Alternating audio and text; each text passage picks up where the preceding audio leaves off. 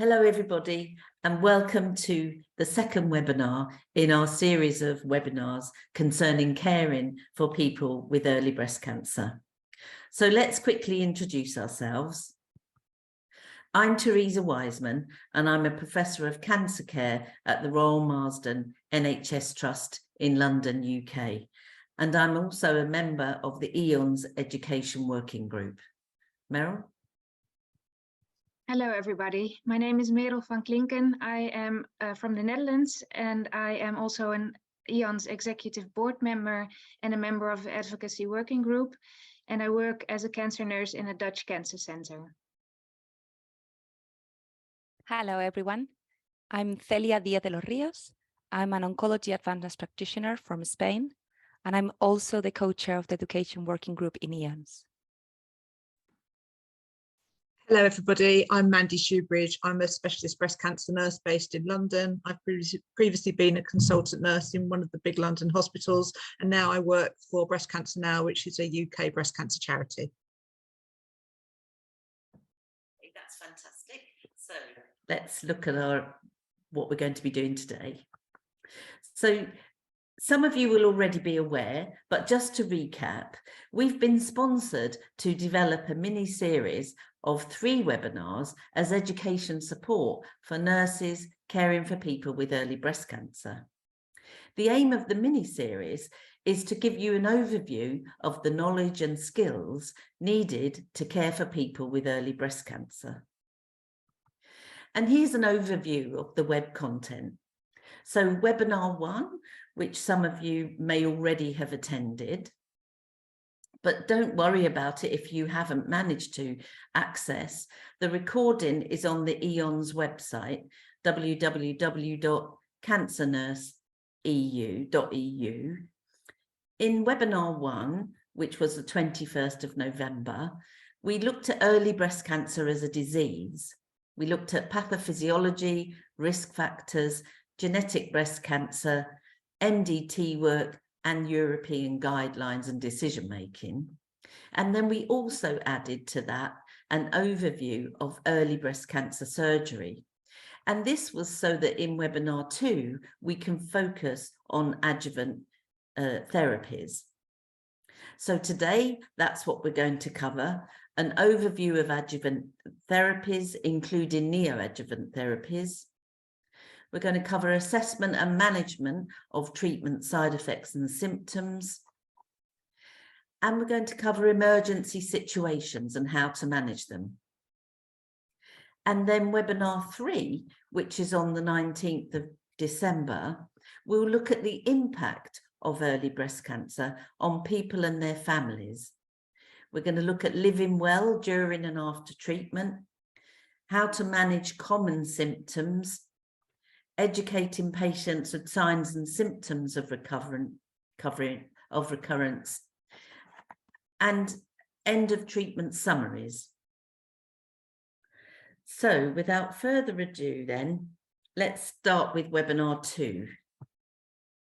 So we've divided this webinar into 2, and this is the content. Part 1, we will cover anti-systemic treatment. We'll look at European guidelines. We'll discuss chemotherapy and targeted therapy. Then we will have a break for 10 minutes. And then Celia will cover part 2, which is looking at other adjuvant therapies, radiotherapy, endocrine treatment, bisphosphonates, emergency situations, and assessment and management of combination of treatment-related symptoms.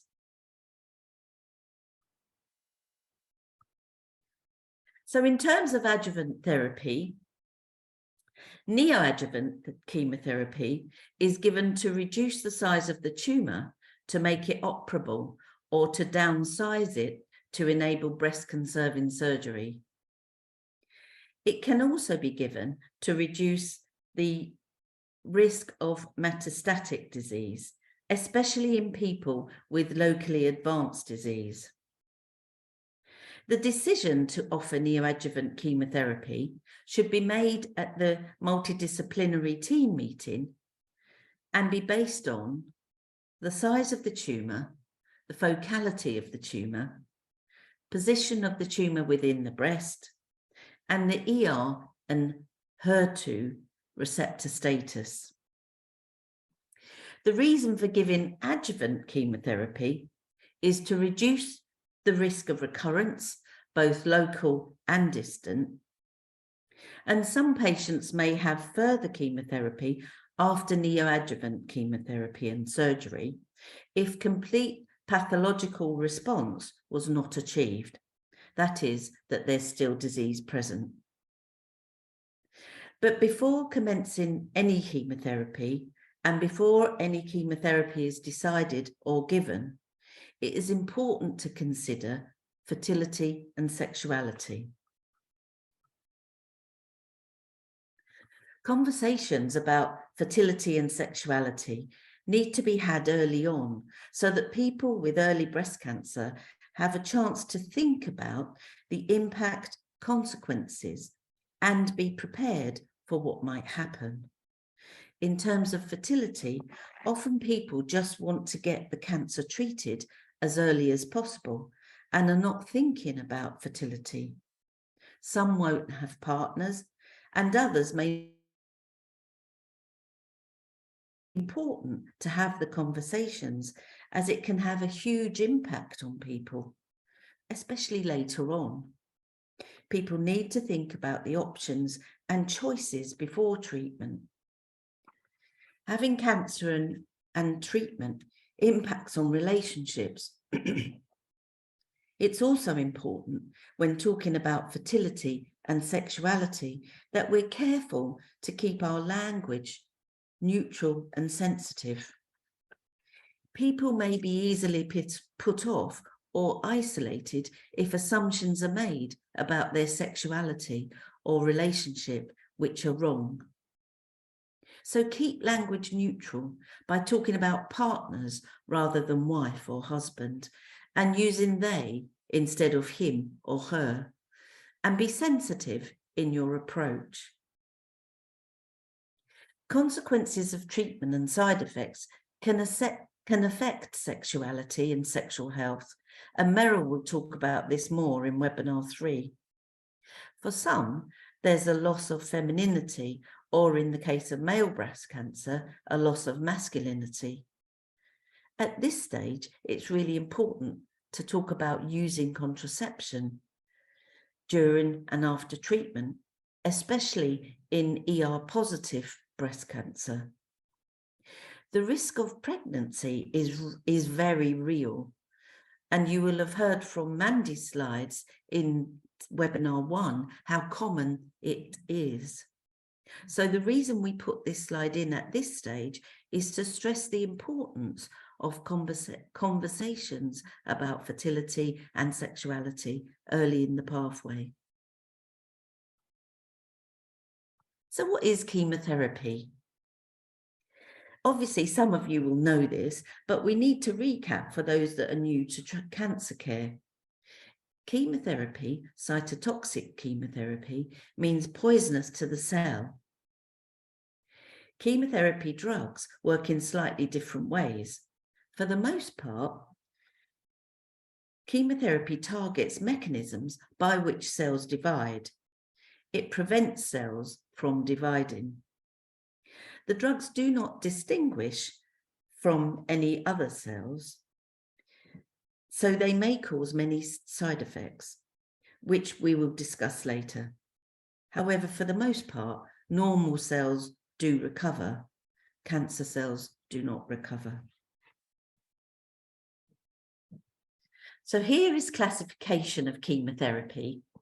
I've included examples of drugs in each class, especially those used in early breast cancer, so you can see the types of drugs which will be used. Antimetabolites work by agitation of the RNA and DNA synthesis, so stop cell division. They're very effective.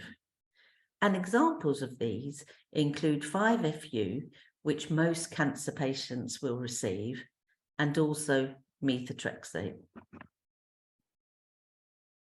The next group is the alkylating agents.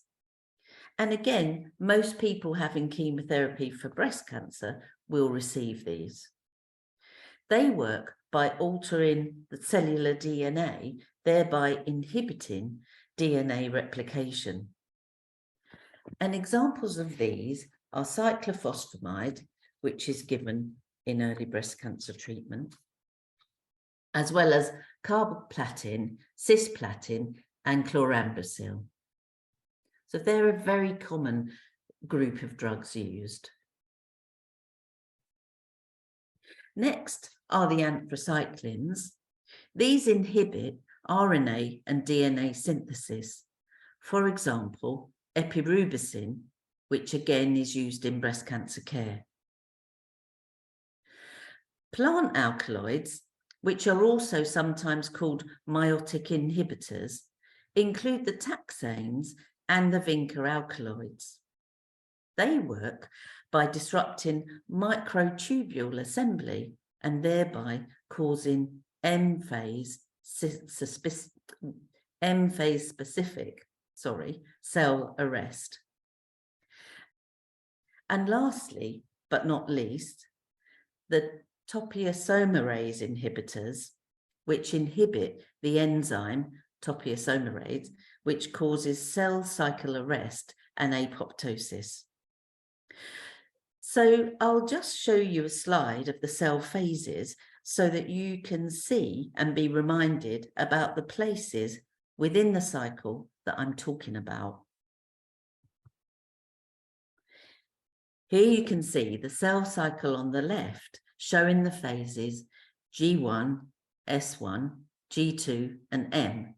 And you can see that DNA synthesis and cell division happens in S1, G2 and M. The cycle on the right, you can see, is rotated slightly where the different classes of chemotherapy drugs work. But you can see where they are there, the antimetabolites, the taxoids, the alkylating agents. So it gives you a good idea where you can, so that you can see within the cell cycle where the drugs work. I'm afraid this is a busy slide, but it does show you the whole pathway. And it's a replica of the ESMO guidelines slide that Mandy showed in the last webinar, but it also has examples of the drugs. So you can see the recommended pathway for all different types of breast cancer. And we will go through them though. But this one includes the drugs so that if you were to download the presentation, you will be able to see exactly where the drugs are introduced. Here are the ESMO guidelines for systemic treatment. The ESMO guidelines are also a really good resource, and you can access them freely on the ESMO website. You can also download an app so that you can access them without the internet. So you can see from this that people with luminal A will have endocrine therapy alone in most cases, though chemotherapy will be added if there's a high tumour burden. That is, more than 4 positive lymph nodes, or the tumour is 5 centimetres across or bigger. People with luminal B, HER2 negative breast cancer, will have chemotherapy and endocrine therapy.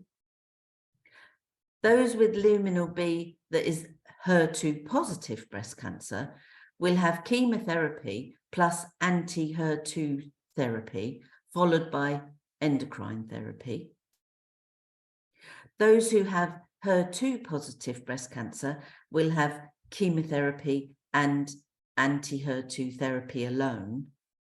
and those with triple negative breast cancer will just have chemotherapy. So here you see an overview of the ESMO clinical practice guidelines for chemotherapy.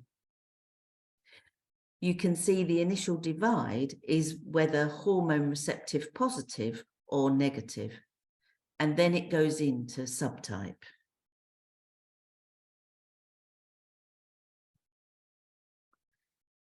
So the summary is that adjuvant treatment should start within 3 to 6 weeks after surgery. For the most part, people are given 4 weeks recovery time.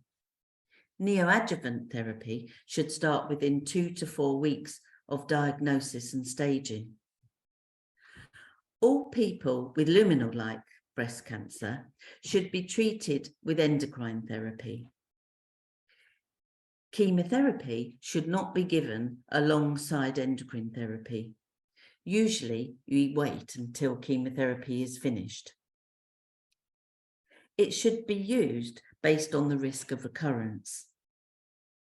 Radiotherapy can be delivered safely during anti-HER2 therapy, endocrine therapy, and non-anthracycline, non-taxane-based chemotherapy.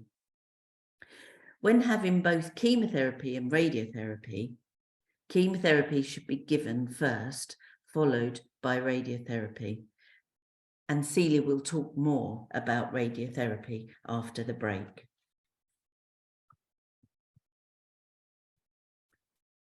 The added recommendations for neoadjuvant chemotherapy includes that it should be given for 12 to 24 weeks, which is 4 to 8 cycles, and that it's based on risk in terms of tumour burden and response. People should be given sequential anthracycline taxane-based regime as standard. EC is epirubicin with cyclophosphamide, and AC is doxorubicin or adriamycin and cyclophosphamide.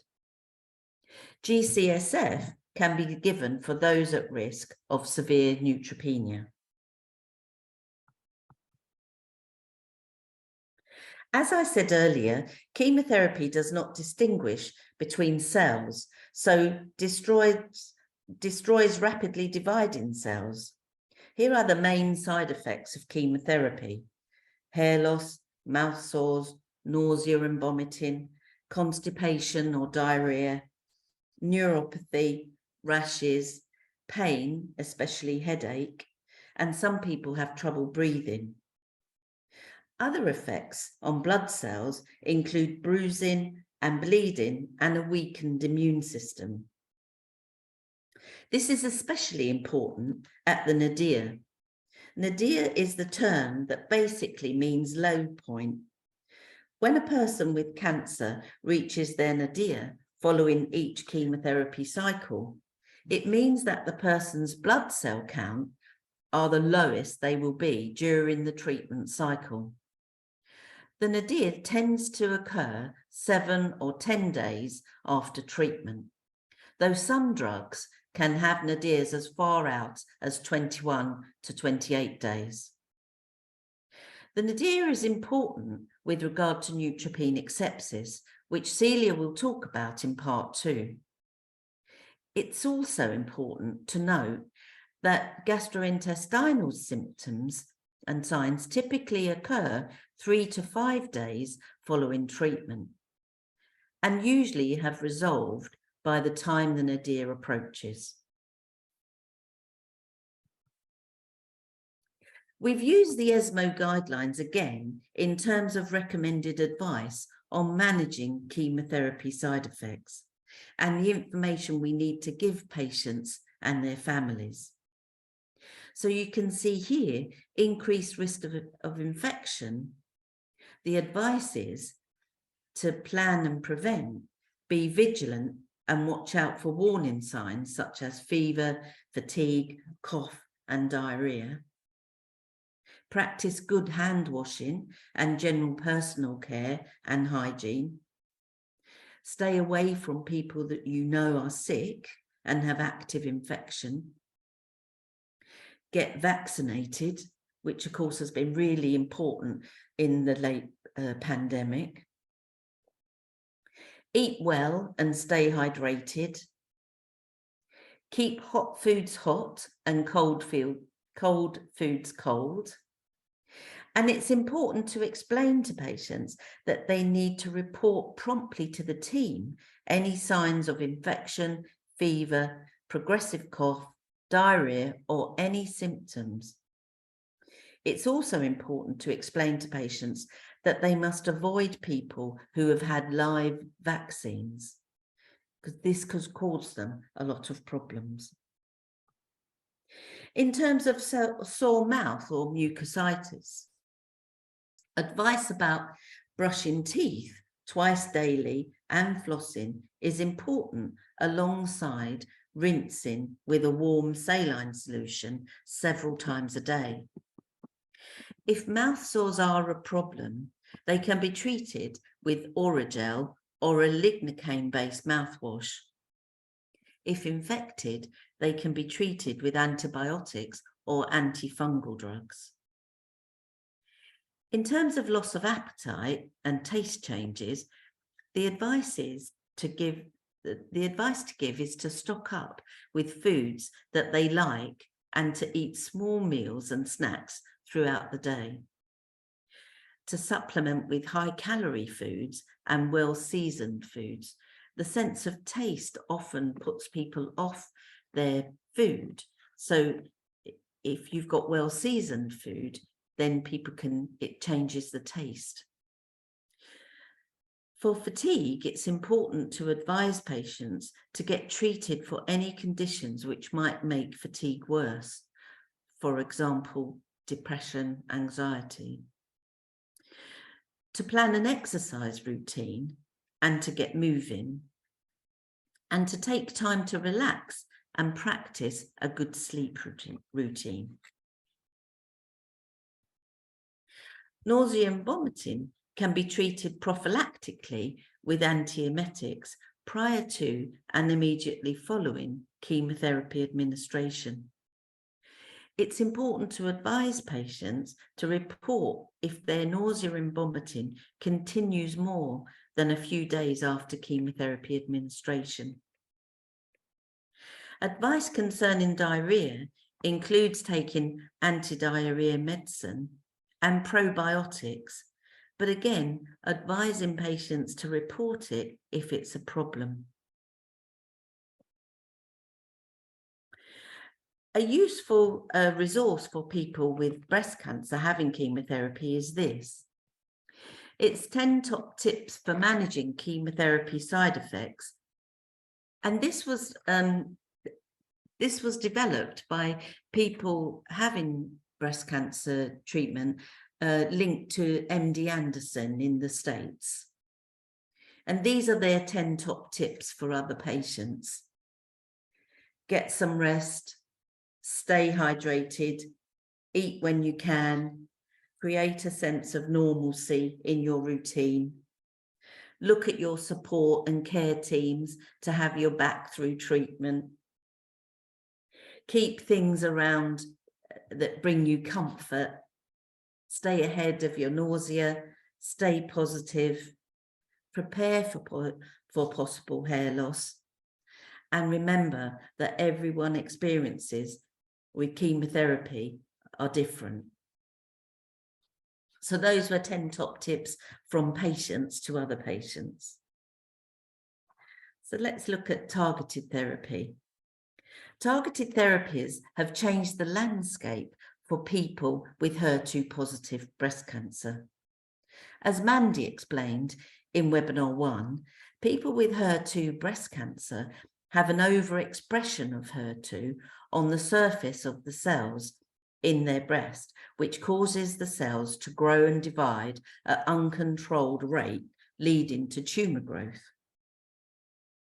Targeted therapies block the HER2 receptors to avoid them receiving growth signals. Trastuzumab, Herceptin, is the most common, but other targeted therapies are being developed all the time. However, like any drugs, targeted therapies have side effects.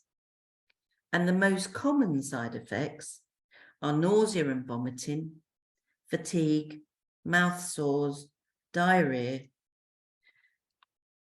The uncommon but serious side effects are liver problems, heart failure, and pneumonitis.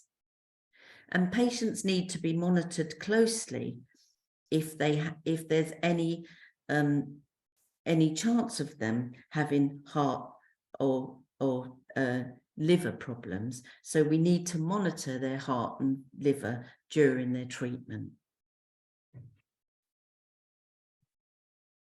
For people with HER2 positive early breast cancer, as I showed before, recommended care is 1 year of trastuzumab with or without additional chemotherapy. Again, as I said, it's important to do regular cardiac monitoring before and after treatment due to the risk of cardiac problems. And for high-risk patients, 1 year of combined trastuzumab with pertuzumab therapy can be given, or extended anti-HER2 therapy with niraparib. If there's still any residual invasive disease after combined neoadjuvant chemotherapy with anti-HER2 therapy, adjuvant trastuzumab could be replaced by adjuvant TDM1. So in summary, we've covered the rationale for adjuvant treatment, the European guidelines, chemotherapy, targeted therapy, and finally, side effects and how to manage them. We will now have a 10-minute break, and then coming up in part 2 will be Celia discussing other adjuvant therapies, radiotherapy, endocrine treatment, bisphosphonates, emergency situations, and assessment and management of combination treatment-related symptoms.